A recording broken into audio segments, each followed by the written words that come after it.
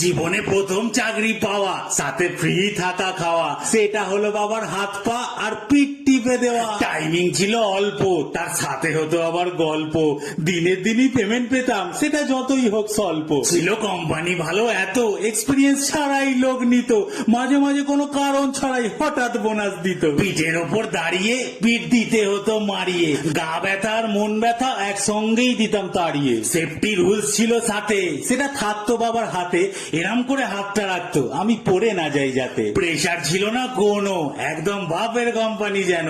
কামাই করলে কেউ বলতে আসতো না, এই তুমি কাল কাজে আসোনি কেন। কোনো ছিল না টেনশন, কাউকে করতে হতো না মেনশন। রিটায়ারমেন্টের আগেই এখানে পাওয়া যেত পেনশন। কোম্পানির ম্যানেজার ছিল মা, বলতো এই বেশি কাজ করিও না, অনেক হয়েছে কাজ করা, এবার খেয়ে দে শুবে যা। সিনিয়র এমপ্লয়িও ছিল যে আমায় কাজ বুঝিয়ে দিল, পাকা চুল তুলে ওভার টাইমের বুদ্ধি তার মাথা থেকেই এলো। সে হলো আমার দিদি, একেবারে হাদি।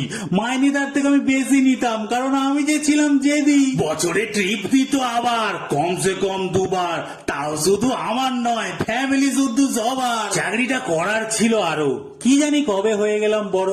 এরাম চাকরি কি ছাড়তে বলো, ইচ্ছে হয় গো কারো। বুঝছি বড় হওয়ার জ্বালা, তবে সেই কোম্পানিতে পড়েনি তালা।